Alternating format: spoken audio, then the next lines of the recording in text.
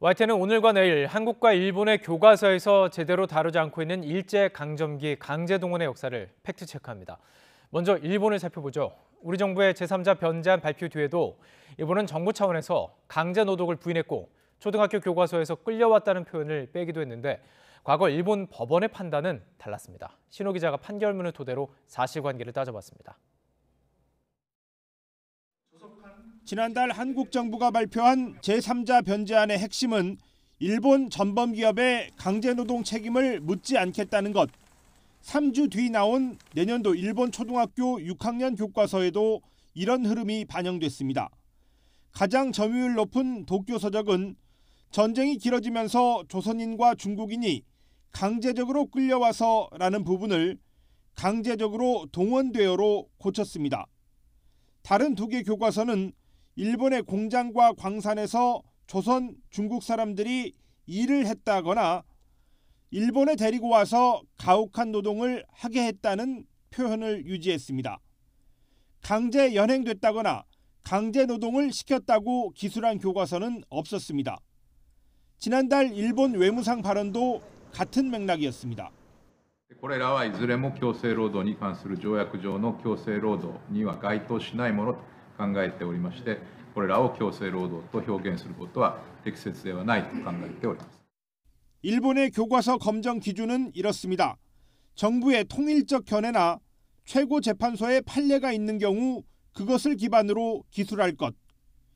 2021년 4월 스가 내각이 강요회의에서 당시 조선인들이 강제 연행됐다고 일괄 표현하는 것은 적절하지 않다. 징용이라는 표현을 쓰는 것이 적절하다. 강제 노동이라는 표현 역시 적절하지 않다는 의회에 대한 답변서를 채택했는데 이번에 도쿄 서적 교과서는 이 기준을 따라 강제 연행에 해당하는 표현을 뺀 겁니다. 그렇지만 또 다른 교과서 검정 기준인 일본 법원의 판례는 외면하고 있습니다. 2007년 나고야 고등재판소는 13살에서 14살 사이였던 원고들을 기망 혹은 협박으로 정신대원에 자원시킨 것이 인정되며 이것은 강제 연행이었다고 해야 한다.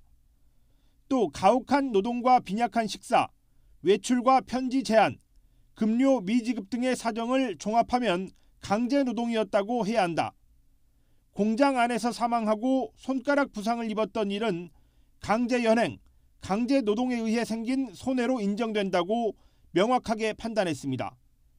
가해국의 법정에서 가해국의 국가라고 이야기할 수 있는 가해국의 판사, 가해국의 법원이 불법을 인정했다. 아주 상세하게 이것이 강제노동이고.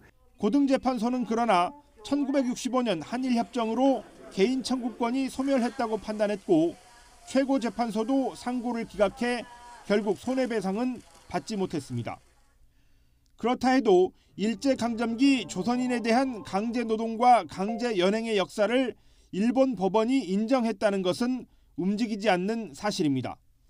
それは子どもの頃からやはり刷り込むっていうんですかね。ずっと聞いてるとそういうふうになっちゃうし、子どもがそういう話をしてれば親もですねよく分からなければやっぱり教科書にそう書いてあるっていうのは歴史認識として定着するんですね。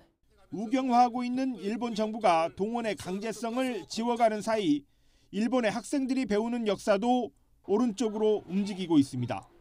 YTN 신호입니다.